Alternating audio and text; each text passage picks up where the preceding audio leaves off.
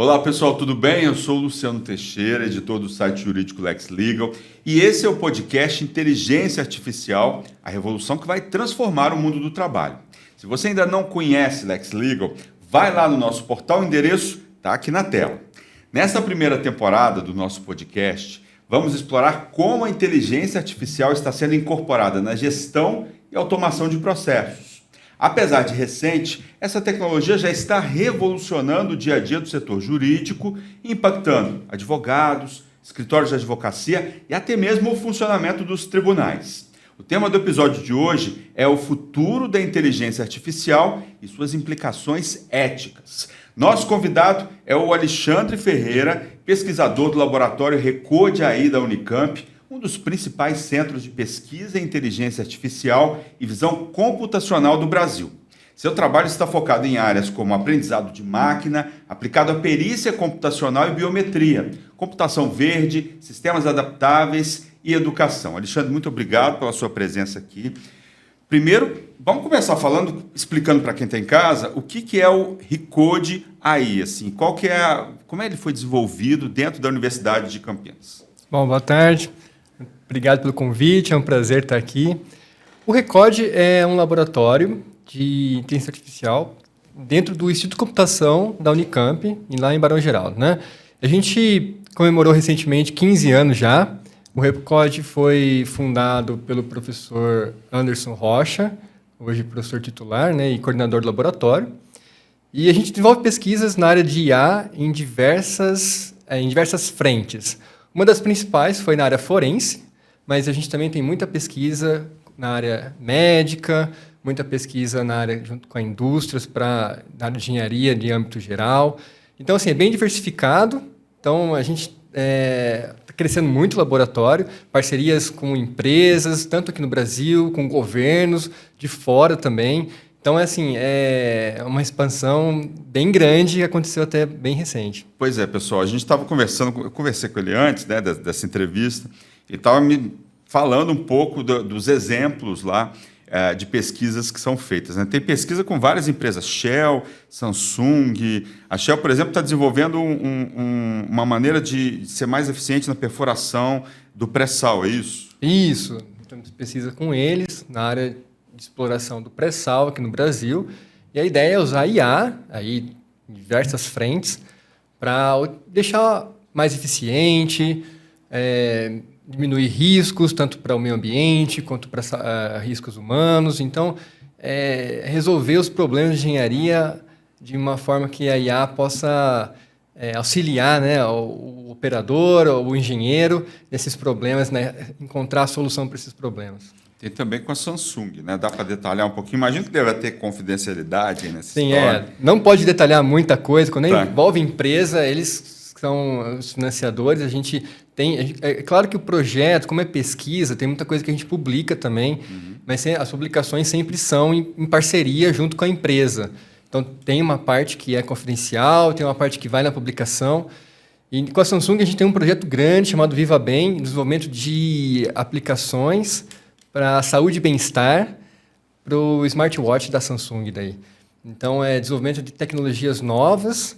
Então, a parceria não só... Todos esses projetos, normalmente, que nem o projeto com a Shell, não é só o Instituto de Computação, é o Instituto de Computação mais o pessoal do CEPETRO, que é um centro de pesquisa na área de petróleo. A Samsung, não é só a computação, é a computação em parceria com o pessoal da educação física, com o pessoal da medicina. Então, a gente tem... os projetos são multidisciplinar, tá. Isso, tem as parcerias, e a gente desenvolve pesquisa no sentido de criar coisas novas, e aí isso normalmente vira uma patente, eventualmente junto com a empresa, ou então ela está usando internamente para resolver um problema dela, entendeu? Então, depende, assim, é bem eclético nessa forma. Qual é o tamanho da pesquisa hoje de inteligência artificial no Brasil? Assim, vocês são um principal laboratório. Como é que está hoje a pesquisa, desenvolvimento de soluções de inteligência artificial no Brasil? Então, é uma pergunta bem ampla, né? É difícil de responder. Hoje, o nosso laboratório como você mesmo falou, né? A gente é um dos principais laboratórios de IA no Brasil e na América Latina. Então, a gente hoje é o maior, com certeza, o mais produtivo. Então, no Brasil, assim, na área de pesquisa, a gente tem tanto investimento da iniciativa pública, então a gente tem agências de fomento, né, como FAPESP e outras agências também, e incentivos dessa iniciativa privada que a gente comentou, em parceria junto com a indústria, né? Então, assim, é bem amplo, né, no sentido de eu tenho pesquisas nas duas formas. Como exige, né, você desenvolver pesquisa na área de IA, o custo é relativamente elevado por conta das máquinas. Se você quiser trabalhar com machine learning, aprendizado de máquina, você precisa rodar muito experimento, e rodar experimentos em máquinas que são caras, né? Explica para o público leigo o que é o aprendizado de máquina. Vamos lá, acho que a gente pode falar sobre o que é IA, né? Começar falando do que é inteligência artificial. Acho que começar daí. Então, porque aprendizado de máquina é uma sub-área dentro ali da inteligência artificial. Definir IA não é uma tarefa muito fácil, porque não existe muita concordância, sabe? É o que a gente está tentando na gravação dos episódios desse podcast, né? Todo convidado que vem aqui faz essa definição. Por favor, faça a definição de IA, né? Do ponto de vista da pesquisa, acho que do ponto de vista geral também. A ideia é a gente tentar usar, desenvolver técnicas, né, computacionais que, de certa forma, consigam executar tarefas que os humanos conseguem. Então, o que a gente consegue fazer, por exemplo? A gente é muito bom em reconhecer padrões e aprender com experiências passadas para tomar atitudes futuras. Então, desenvolver algoritmos, desenvolver soluções computacionais que façam isso também, né? Então, essa é uma definição, assim, que algumas linhas de pesquisa concordam, né? Mas existem outras também, por isso que até é bem difícil, por conta dessa... grupos diferentes têm definições diferentes mesmo, né? Mas, no geral, se a gente for pensar, tem uma convergência, existe uma convergência de você criar mecanismos que são capazes de realizar tarefas que são similares a que um humano conseguiria realizar também, só que consegue fazer isso em escala. Consegue fazer isso em maior velocidade, consegue fazer isso de forma mais assertiva, muitas vezes, não tem tanto erro. O erro também é um fator muito complicado, porque medir o erro e encontrar esse erro é um outro problema também. Deve ser um desafio constante de vocês, né? Você tocou nos assuntos aí, eu queria aproveitar a sua presença aqui para falar um pouco mais dessa questão filosófica também. Como pesquisador, né? Você é pesquisador, eu também sou um pouquinho pesquisador, mas de uma outra área, né? Eu pesquisei lá na Escola de Comunicações e Artes da USP.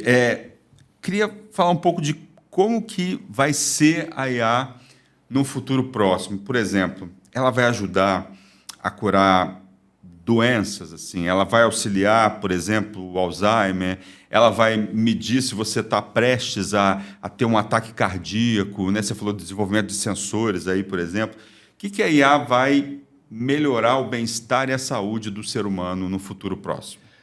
Assim como toda tecnologia, né, quando você tem uma tecnologia nova, depende muito do uso que você faz dessa tecnologia. Então, a gente tem muitas coisas positivas na IA que a gente pode aplicar. A área da saúde, por exemplo, é uma delas assim, que tem um potencial muito grande. Isso já está sendo feito. E não é de agora, isso já tem algum tempo. É que existe um hype muito grande quando a gente começou a usar mecanismos que estão... A IA não está tão transparente, não está tão escondida para a gente. Ela está mais assim na nossa cara, como o ChatGPT, por exemplo. DeepSeek. A gente já usava isso, DeepSeek agora. A gente já usava a IA muito antes disso, né? É que agora a gente tem ali uma solução onde eu estou realmente trazendo ela para resolver um problema pontual meu, né? Eu estou fazendo alguma coisa e estou usando ali uma ferramenta específica com uma interface para trazer para mim.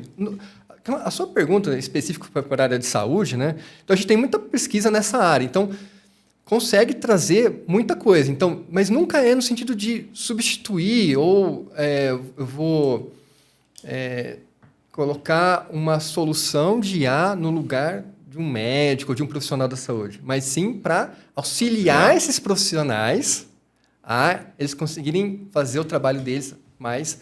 de repente, a velocidade, de repente, detectar coisas que a olho nu não foram possíveis. Para exame, por exemplo? Para exame, isso. Para exames mais precisos, então. Nosso laboratório, a gente teve um exemplo, né, isso já tem alguns anos, de detecção antecipada de Alzheimer. Então, a técnica desenvolvida conseguia detectar a doença com uma antecedência maior do que se normalmente detectava. Quantos anos? Quantos anos de antecedência? Eu não lembro agora exatamente os valores. Isso entendeu? me interessa muito. Assim, eu perdi meu pai em 21 de Alzheimer, né, e tal. Minha família toda tem os irmãos dele têm. Então, é uma preocupação para daqui a algumas décadas, né? Mas é uma grande preocupação minha e de várias pessoas. Eu tenho vários amigos que perderam familiares com Alzheimer também. Então, essa pesquisa interessa muito para a gente. Imagino que interessa muito para vocês que estão em casa também, né? E tal. Não, e, além disso, a gente tem outras aplicações aí, né? Tem, então, a gente também teve pesquisa na área de retinopatia diabética. Então, se o paciente, né, com esse exame de fundo de olho, ele vai precisar passar ou não pelo médico. Então, a gente consegue eliminar os casos que não têm a doença, né? Tem uma pesquisa também comandada pela professora, que também é colaboradora do nosso laboratório, faz parte do laboratório, a Sandra Ávila, lá do Instituto de Computação, na área de detecção de câncer de pele, né? Então, esse trabalho dela, inclusive, eu vou usar como ponto para puxar um problema, porque quando a gente usa IA, né, quando a gente começa a desenvolver soluções para a área da saúde, a gente tem que tomar muito cuidado, que nem o trabalho da Sandra, em particular, ela percebeu uma coisa muito importante, que foi o quê? Não adiantava só eu ter o melhor modelo de computação, o melhor modelo de inteligência artificial para detectar as doenças. Se eu não tratar os vieses, né, essas tendências que eu possa eventualmente existir nos meus dados, né? Então, no caso dela, em particular, ela, inclusive, tem vários podcasts por aí, mais de um, pelo menos. Como é que é o nome dela? Professora Sandra Ávila. Sandra Ávila. Matheus, você consegue achar aí a doutora Sandra Ávila? Vamos ver se a gente consegue, né? Tomara que não seja Sandra Ávila deve ter alguns nomes parecidos, né? Vamos tentar achar um daqui a pouco. Mas continua, enquanto ele vai procurar. A pesquisa dela, no caso, ela percebeu exatamente um viés muito grande nos dados, onde você tinha amostra, você está ensinando uma máquina, né, a detectar as lesões, só que no conjunto de dados você só tinha amostras, você tinha lesões de pessoas de pele branca. E os datasets, os conjuntos de dados que eram públicos e mais usados para esse tipo de estudo, tinham esse viés, que era o viés de detecção da doença, da lesão, apenas em pessoas de pele branca. E se você olhar, a doença é a mesma, mas se você pega pessoas de pele negra, por exemplo, é outro tipo o padrão é diferente. A doença é a mesma, mas o padrão é outro. E aí a solução, ela não aprendeu, ela não conseguia detectar, entendeu? É a doutora Sandra? É, ela mesma. Doutora Sandra, estamos divulgando aqui, desculpa, doutora, divulgando seu Instagram aqui, ó. Tem uma parte da pesquisa dela aqui, né? Tá bom. Então, é um exemplo interessante, né? Obrigado, Matheus. De um viés, assim, que, na área da saúde, né? Que se você não toma o devido cuidado, eu vou pensar somente no desenvolver a melhor solução de IA e vou colocar isso em produção, para a sociedade, por exemplo. Você me lembrou da questão do reconhecimento facial, né? Que ele dá um pouco mais de problema para pessoas negras, não tem isso? Teve um caso, um documentário muito famoso, na Netflix, inclusive, sobre isso, né? Qual que é o nome? Eu não me lembro agora o nome, mas foi exatamente uma pesquisadora que ela percebeu que o reconhecimento facial dela, como ela era negra, era mais difícil do que as outras pessoas. Ela começou a se questionar, assim, opa, o que está acontecendo que no meu caso, é mais difícil de reconhecer do que de outros casos, entendeu? Vou ter meu óculos aqui para ver se a gente acha esse documentário enquanto você fala aí. Aí me conta, continua aí. Conta. Eu acho que é bias, alguma coisa com o nome de bias, né? Que é viés aí em inglês. Então, esse tipo de coisa, né? Aí que tá. Quando você vai desenvolver uma solução para a área da saúde ou uma solução que vai impactar a sociedade de forma geral, em IA, você não pode pensar só na parte técnica. Eu vou desenvolver o melhor algoritmo, a melhor rede neural, arquitetura de rede para resolver o problema com aquele conjunto de dados que eu tenho e sem prestar atenção ou sem parar e analisar Quais são esses dados que realmente eu tenho ali, entendeu? Achei, gente, achei aqui, ó. Chama Coded Bias. Isso, né? isso daí Documentário mesmo. que investiga o viés dos algoritmos depois de que a pesquisadora Joy Buolawini, eu não sei falar esse nome, do MIT, descobriu falhas na tecnologia de reconhecimento facial. Né? Esse documentário já tem alguns anos, né? De que ano que é esse documentário? Ele já tem alguns anos já. Deixa eu ver aqui se eu acho o ano dele. Deve ser o quê? 2020. 2020, tem então. 5 anos. Tem já 5 tem alguns anos. aninhos. Tá. Então, Então, uma dica aí para você que está em casa, ó. Coded Bias, né? Bacana de assistir. Você consegue ter uma visão do que é esse problema. Qual que é o problema do viés? Então, quando eu tenho algoritmos que estão aprendendo com dados e eu estou simplesmente não tendo uma preocupação do que eu tenho ali de informação e só com a tecnologia, eu estou, de repente, amplificando um problema que existe ali naqueles dados. E você corre o risco de cometer vários tipos de erro, né? Exato. No caso da detecção de câncer de pele, a solução era muito boa, o algoritmo era ótimo para detectar, o modelo era ótimo para detectar. Servia só para pessoas brancas. Exato. Pessoas negras, indígenas, amarelas, pardas. E aqui no Brasil não funciona muito bem, então. É a minoria da população. Você consegue só para uma brancas, parcela né? da população. Quando a gente desenvolve uma solução de IA, você não pode pensar numa parcela. Você tem que pensar na sua população como um todo. Qual que é o desafio? Porque assim, o Brasil, em termos de diversidade, é um dos países mais diversos do mundo, né? Assim, a gente tem uma das principais populações afrodescendentes, né? Fora da África. A gente tem um grande número de pessoas brancas também. Então, entre os 10 países do mundo, tem mais pessoas brancas. Então, entre os 10 países do mundo, tem mais pessoas negras. Então, assim, essa diversidade, nessa questão da inteligência artificial e da biologia, deve ser um grande desafio para vocês, pesquisadores, né? Como é que é isso? Não é? Exato. Mas começa você tendo os dados suficientes, entendeu? Quando você tem um conjunto de dados que você tem representatividade de toda essa diversidade, aí você consegue ter uma direção correta da sua pesquisa. Então, você tem os desafios de você criar uma solução que consiga lidar com tudo isso. É um desafio tecnológico, eventualmente a gente vai consegue superar. Mas eu preciso ter o desafio. Se eu não tenho aquilo nem nos meus dados, eu estou desenvolvendo uma solução que ela aprende com os dados, a gente chama essa solução de solução supervisionada, né? Um modelo supervisionado. Dentro da área de aprendizado de máquina, a gente tem soluções de diferentes modelos. Então, eu tenho, de repente, uma solução que ela é não supervisionada. Então, eu não entrego para ela um conjunto de dados para ela aprender. Ela tenta separar esses dados sem conhecer os dados previamente. Separar por agrupar o que são as coisas que são parecidas juntas, as coisas são diferentes, né, num outro grupo. Então, a gente tem esse modelo não supervisionado. A maioria das soluções que a gente vê hoje é supervisionada. Então, você teve um modelo, uma etapa de treinamento, como é o ChatGPT, esses modelos, como o ChatGPT, por exemplo. Né? Teve uma parte, um instante que ele foi treinado, entendeu? Falando de ChatGPT, né, a gente está gravando esse podcast no final de janeiro, estou gravando ele no último dia de janeiro, ele vai ao ar a partir de março. Né? Então, esse episódio deve ir lá no mês de março, abril.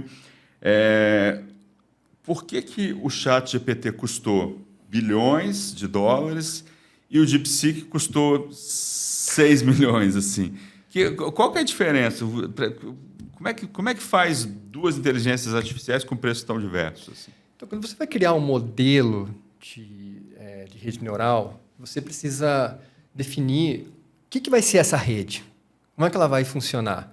Então, a gente tem ali, acho que não dá para entrar no detalhe, mas imagina que eu tenho uma complexidade ali dentro de camadas, de neurônios, de vários mecanismos mecanismos de atenção, transformers, várias coisas. Imagina só, eu tenho uma grande quantidade de tecnologias está envolvida ali dentro para eu criar uma solução como um modelo como o ChatGPT, por exemplo, né? Tá.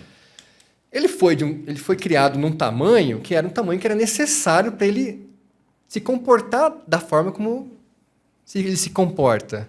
O que o pessoal conseguiu fazer é o quê? Conseguir um comportamento tão bom ou melhor com um modelo mais enxuto.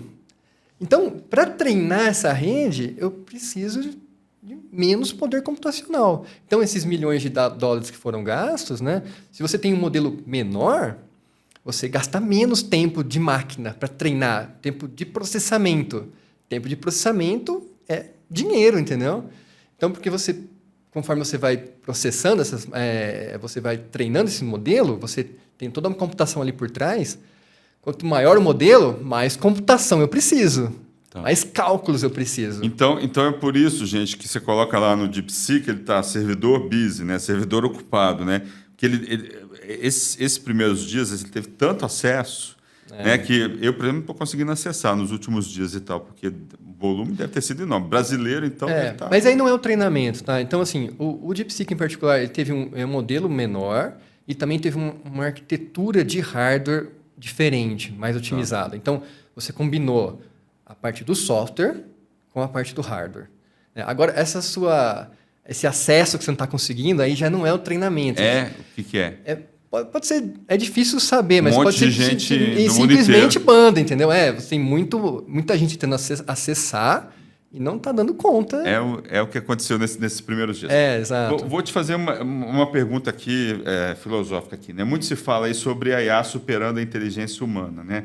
A gente sabe que o cérebro humano tem características únicas, mas você acha que a IA vai ser capaz de replicar emoções, criatividades genuínas aí, a questão da consciência, né?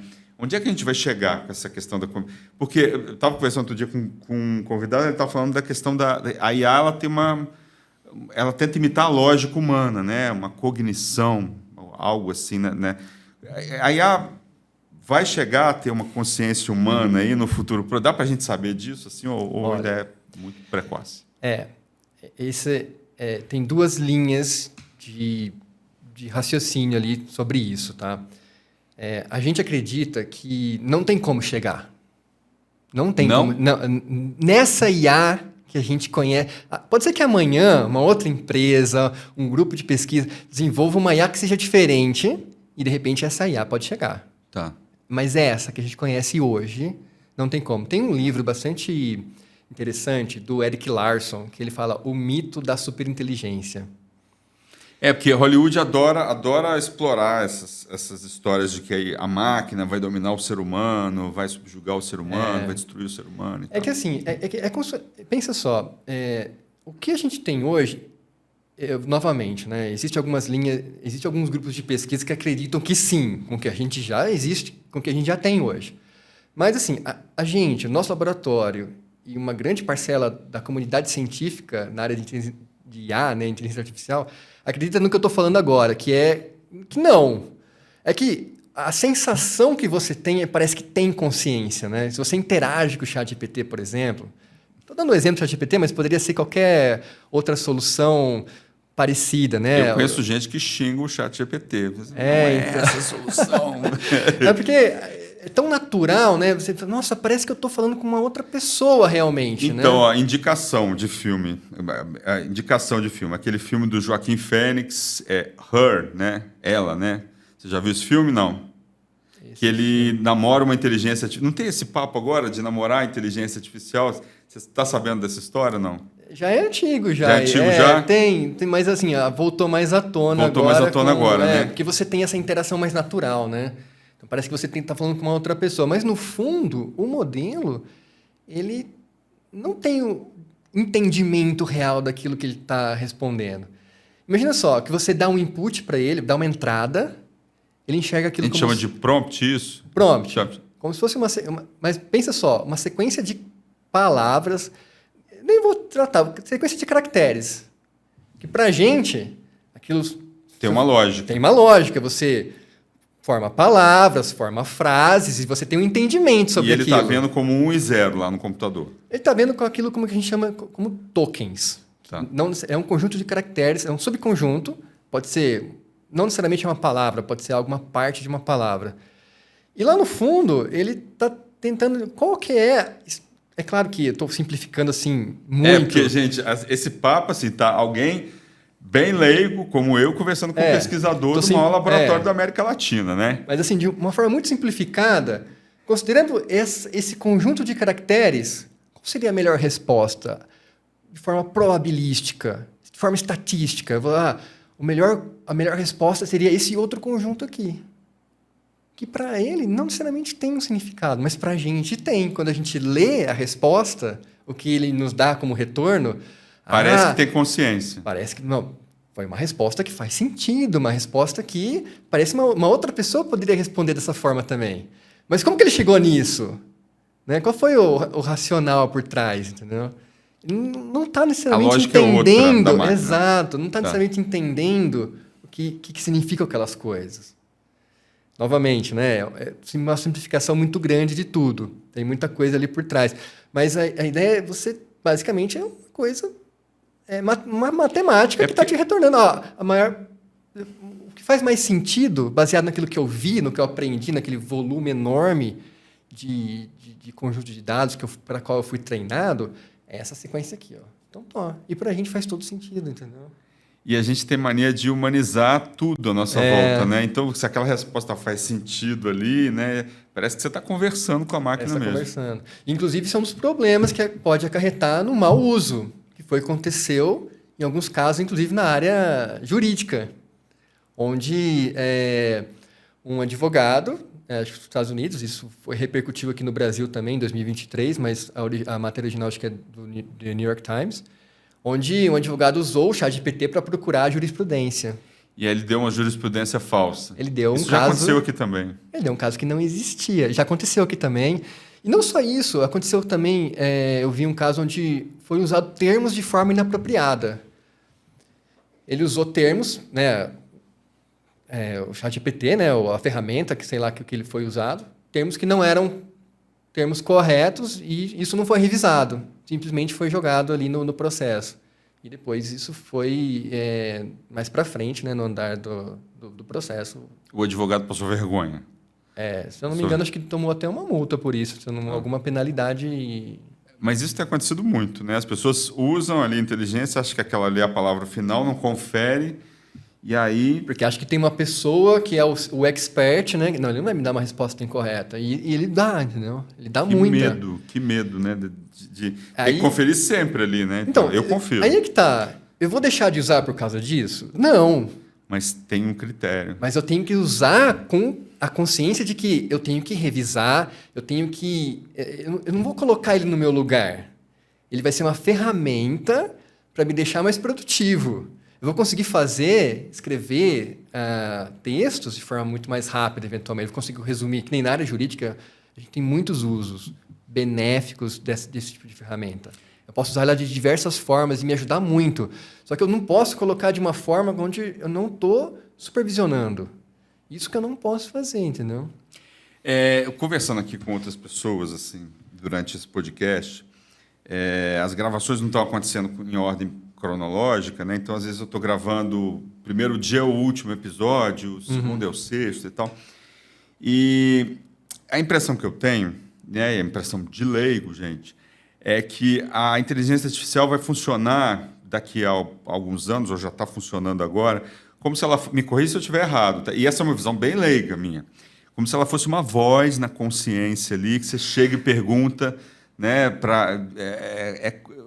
uma Alexa mais... de uma forma, uma Alexa mais bem desenvolvida, assim, que você vai perguntar qual que é no caso jurídico, qual que é a jurisprudência para esse caso? O que a gente tem de caso aqui no escritório que comprova essa questão? Vai ser algo assim? Então, tipo, a gente vai perguntar, ela vai responder, vai analisar o seu banco de dados ou vai analisar outros bancos de dados e vai pegar aqueles dados todos, reunir e te traduzir numa resposta. Isso, pode funcionar dessa forma. Pode funcionar porque às vezes pode funcionar. Até mesmo, por exemplo, uma pesquisa que você faz no Google. Não estou usando IA? Você está. Porque a resposta que ele te dá é muitas vezes baseado. Se eu faço uma pesquisa e você faz a mesma pesquisa, as respostas vão vir diferentes. Se eu estou na Espanha, se eu estou no Brasil, por exemplo. Exato. Então, você já tem muito de IA nisso, você já faz isso. Só que agora a IA, ela, com esses mecanismos, ela apareceu assim, de forma um pouco mais... Ela deixou de ser uma coisa dos bastidores e virou algo, né? O protagonismo ali na sociedade. Então, eu estou interagindo com uma IA. Então, você tem que tomar um certo cuidado. Parece que você entrou numa nova era. Né? Exato. Acho que o ChatGPT fez muito isso com as pessoas, né? É uma nova tecnologia que ela já estava presente de uma forma diferente, agora está mais palpável para mim, mas ela já existia. Só que como é que eu faço o uso dela, então? Tem que saber usar. Assim como qualquer outra tecnologia. Imagina só, desenvolvimento de outras tecnologias. Foi a mesma coisa. A mesma coisa. Você precisa aprender a usar. Agora, vamos falar do desenvolvimento da inteligência artificial. A gente tem inteligência artificial generativa. Que inteligências, que evoluções da inteligência artificial nós vamos ter nos próximos anos? Assim, como é que vai ser essa evolução? Você já dá para saber um caminho assim ou ainda é muito cedo para saber? Então, seguindo assim o caminho que a gente conhece, né? Assim, eu vou só abrir braços daquilo que eu já estou desenvolvendo, né? Então, pensa só, muitas das soluções hoje, elas são soluções que eu preciso de um grande volume de dados, e esse volume de dados precisa estar, por exemplo, ter uma curadoria, eu preciso ter um label. No caso da Justiça Brasileira, mais de 80 milhões de processos. É uma boa base de dados, por exemplo, né? Isso, mas aí eu tenho que ver o que eu faço com ela, como é que eu vou extrair o melhor disso. No caso vou voltar nas doenças, depois eu volto para... Tá bom. Então, por exemplo, no caso de desenvolver uma solução que vai me auxiliar na detecção de doenças, por exemplo. Eu preciso ter um conjunto de dados no qual o meu modelo aprende qual é o padrão daquela doença, seja numa imagem, seja num exame com uma série temporal, não sei. Então, eu preciso de exemplos da doença, né? Então, se eu tiver pouco exemplo, né? E se eu conseguir fazer uma solução que eu consiga ser muito boa, com uma quantidade bem pequena de exemplos, entendeu? Isso seria muito bom. Então, você ter soluções cada vez melhores, que precisem cada vez menos recurso, seja para aprender, seja para treinar, como é o caso do DeepSeek, entendeu? Você tem, né, consegue treinar de forma mais rápida, com um custo menor. Então isso vai acontecer. Vai cada acontecer, vez mais. claro, vai acontecer. A gente vai ter esse treinamento com custo cada vez menor e a tendência A tendência agora é as outras empresas reagirem a isso e quando lançar uma solução, talvez seja mais barato ainda, não sei, entendeu? E a gente vai ter um monte de chat GPT, já tem, né? Já tem.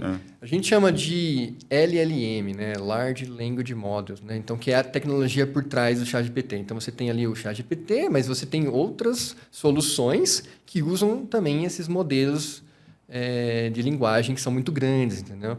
Então, você, de repente, tem um modelo menor, mas que te dá uma resposta muito boa, né? Para aquilo que você quer. É bom, porque você gastou menos para treinar. Ou então, o que tem sido feito muito hoje é você adaptar modelos que são para uso genérico para usos específicos. Então, no caso... Dá um exemplo. Eu vou pegar o ChatGPT, por exemplo, que ele é de uso genérico. Ele não é específico para a área jurídica. Mas eu vou pegar eu vou pegar esse modelo, que ele é genérico, e vou fazer o que a gente chama de fazer um ajuste fino nele, para ele ser melhor para a área jurídica. Então, eu faço um ajuste nele para as respostas na área jurídica ele funcionar melhor. Isso entendeu? Várias lawtechs já devem estar fazendo. Não, isso já existe, já sim, existe, bastante. Então, para diversas áreas. Então, eu faço um ajuste no modelo que é genérico para um cenário, um problema específico, ou uma área específica. Muitas já deviam ter feito isso antes, inclusive, do ChatGPT, né? Essa solução já devia existir. Já existiam soluções assim, mas não era tão boa. Se eu pego uma coisa que é genérica e faço um ajuste fino para um problema específico, tem se mostrado muito vantajoso. Que outros tipos de inteligência artificial a gente vai ver chegando no mercado nos próximos anos aí? Além de um chat GPT que revolucionou a vida de muita gente, melhorou, as pessoas estão mais produtivas, vamos dizer assim. Que outros tipos de inteligência artificial vão chegar? A gente tem muito desenvolvido na área de visão computacional também. Então, não é só interação textual. Porque o modelo, né, o LLM, ele veio... Se você for pensar no ChatGPT específico, você tem ali uma interação texto. E se eu fizer uma interação com voz? Já é possível, né? Já é possível. Então, mas isso... O problema é diferente. Você tem que tratar a voz. Aí você tem que entender o que está sendo falado. Já existem soluções para isso. Mas eu posso melhorar, entendeu? visão computacional. Já existem também modelos generativos que nem você consegue criar uma imagem do nada. Você dá um prompt, né, uma entrada, e você consegue, por exemplo, criar uma imagem. Né? Mas, assim, a visão computacional não é só isso. Né? Não é só você criar a imagem do nada. Então, é você ter capacidade de, por exemplo, imagina só, eu estou trafegando aqui em São Paulo, numa avenida, na Paulista, que eu tenho ali várias placas, várias coisas, eu sou capaz de reconhecer tudo isso assim de forma instantânea, saber o que é conseguir ler cada coisa, né? Então, fazer isso em escala é difícil, porque às vezes a solução que existe hoje, ela é uma solução que ela funciona muito bem para um cenário controlado. Isso é muito real na academia e no desenvolvimento de soluções na área de IA. Você vê uma solução, um artigo novo foi lançado, né, foi publicado por um grupo de pesquisa que está resolvendo um problema. Aí você pega o artigo e vai ver esse problema está sendo resolvido, mas ele tem uma série de restrições. Ele resolve o problema naquelas condições, naquele cenário, para aquele conjunto de dados. Dá para eu pegar simplesmente daquele jeito e trazer para o mundo real? Não dá, entendeu? Me fez lembrar um exemplo, me corrija se eu estiver errado. Por exemplo, uma montadora, não vou falar o nome dela aqui, mas uma montadora criou lá um modelo para desviar buraco, para estabilizar o carro diante de um declive ou algo assim. Só que essa montadora não estava esperando o ambiente do Brasil, que as estradas são cheias... Está certo isso que eu estou falando? As estradas estavam cheias de buraco e tal. Então, eles tiveram que desenvolver, fizeram um ambiente fizeram um desenvolvimento de uma IA dentro do laboratório, só que essa IA, o ambiente cheio de buraco, que são as nossas estradas, por exemplo, né, faz ela ter que ter uma outra nuance ali, não é isso? Isso, tipo isso. Vai nessa linha, exatamente. Tá. E quando no nosso laboratório, por exemplo, a gente trabalha muito com a indústria. Então, a indústria traz muitos problemas reais para a gente. Tipo, que você possa falar aqui. Não, no sentido de, olha, eu estou trazendo um problema de engenharia que eu quero que você desenvolva uma solução que eu vou realmente utilizar ali. Que nem no caso do carro, eu quero desenvolver uma solução de um carro que desvio de buraco, mas não seja só que funcione apenas na Alemanha. Ele tem que funcionar em todo lugar, entendeu? Exato. Funciona na América do Sul. Então, essa é a dificuldade. Morre, né? Então, eu desenvolvi uma solução que ela funciona, mas ela resolve um problema da engenharia. Mas tem que ter essa restrição, eu tenho que saber isso, tenho que saber aquilo, tenho que saber um monte de coisa que, eventualmente, no cenário real, eu não tenho essas informações. Então, o que você está me dizendo é o seguinte, que a inteligência artificial está criando uma série de soluções novas que vão revolucionar não só a indústria, vão revolucionar tudo que a gente conhece, todo o conhecimento que a gente tem hoje em dia está sendo colocado à prova com a inteligência artificial, porque ela vai desenvolver novas soluções nos próximos anos que podem mudar tudo, podem aperfeiçoar tudo, podem aperfeiçoar uma empresa de engenharia, uma montadora de veículos. Exato. Uma empresa que tira pré-sal do fundo do mar. Exato. Vai mudar tudo, então, no futuro. Mas mudar assim, de uma forma que você vai conseguir ser melhor, entendeu? Para fazer as coisas. Aí é que tá. Então, você tem muitas vezes... a gente está hoje com esse boom da inteligência artificial e a aplicação... O que as indústrias entenderam, isso já tem alguns anos, mas é um processo que demora, né? Você entendeu que, não, isso vai me trazer um benefício. O que tem desenvolvido hoje para resolver um problema específico que eu tenho, serve? Aí eu posso pensar, não, eventualmente ainda eu tenho uma solução que é uma solução inicial. Ela funciona para um cenário específico, ela funciona para um contexto. Eu consigo pegar isso e colocar no mundo real já direto? Talvez não. Na grande maioria das vezes, não. Muitas vezes, não. Então, a gente precisa desenvolver... O que acontece? Eu preciso pegar essa solução e melhorar e colocar ela de uma forma que ela vai ser usada em escala, numa sociedade. Só que aí eu preciso tomar diversos cuidados. Não só o desenvolvimento da tecnologia, mas como também o problema do viés que eu falei no começo da nossa conversa.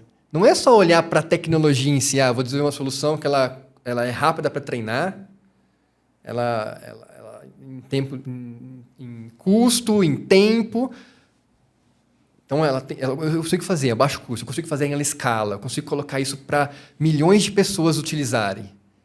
Tá. E isso tem alguma regulamentação em cima disso? Então, aí você aproveita para a gente entrar num outro ponto que faltou a gente discutir, que é a questão dos limites éticos, né? Quer dizer, a gente tem, por exemplo, vocês que são regulados ali, né? Deve ter todo um compliance ali em cima de vocês e tal. Mas a IA está sendo... Esse limite ético, ele está presente na maioria dos setores ou tem gente usando a IA para o mal? Igual o ser humano, para o bem e para o mal. Às vezes é feito para o mal, mas até sem querer. Porque como não existe uma forma muito regulada ainda de como você testa, como você avalia, ou mesmo entendimento, o que está realmente acontecendo ali por trás? Você tem um modelo. Aquele modelo está te dando uma resposta que é o que vai decidir alguma coisa da sua vida. Na área médica, por exemplo, vai te dar o diagnóstico. Ou então vai auxiliar o médico a fazer alguma coisa. Eu preciso explicar para o médico como que esse modelo chegou nesse diagnóstico, como que ele chegou nisso. Porque ele não vai dar o diagnóstico sozinho, ele vai simplesmente falar vai ser uma ferramenta de apoio. Então, em outros cenários, ele vai tomar uma decisão mais independente. Então, como é que eu enxergo para aquilo? Primeiro, como é que eu entendo o que ele está realmente fazendo? Se você pegar o modelo que tem, como esses modelos, né, tipo ChatGPT, esses modelos de LLMs, são bilhões de parâmetros.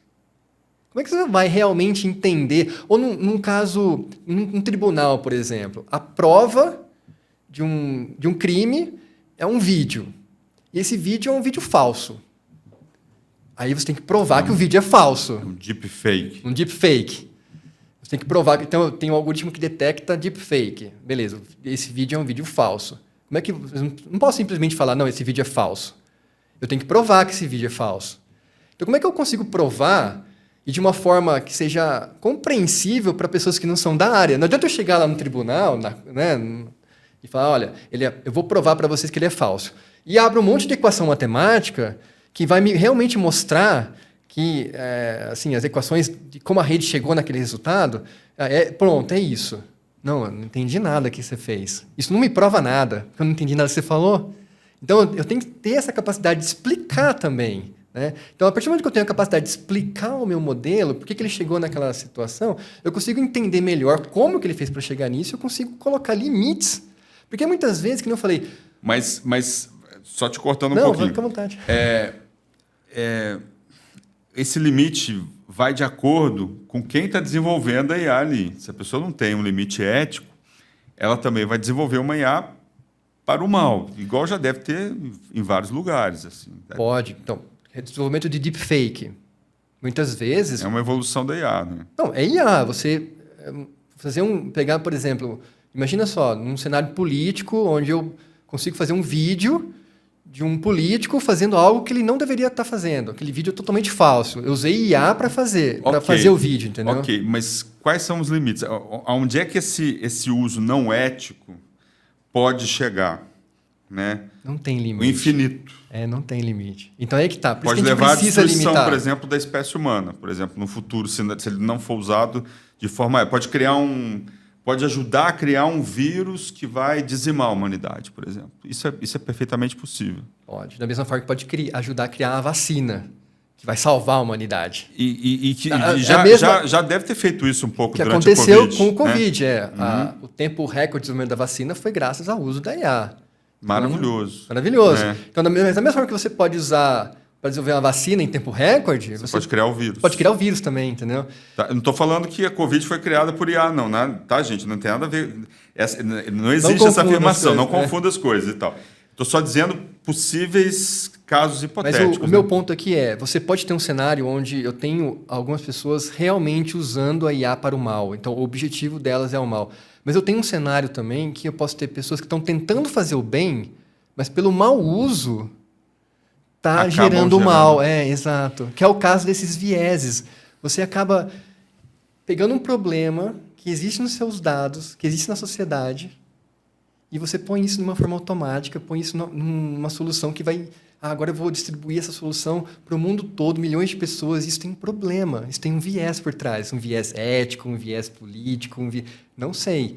às vezes não é perceptível, Tá. não é fácil de perceber. Tá. Ó, a gente está quase terminando o nosso programa aqui, então eu quero que você fale para quem está em casa, né? Não sei se você precisa olhar para aquela câmera lá, né, e tal, mas eu quero que você fale para quem está em casa o seguinte: onde é que a gente vai chegar com a inteligência artificial?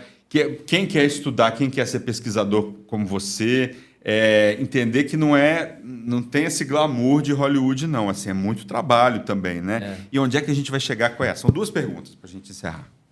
Bom, onde a gente vai chegar?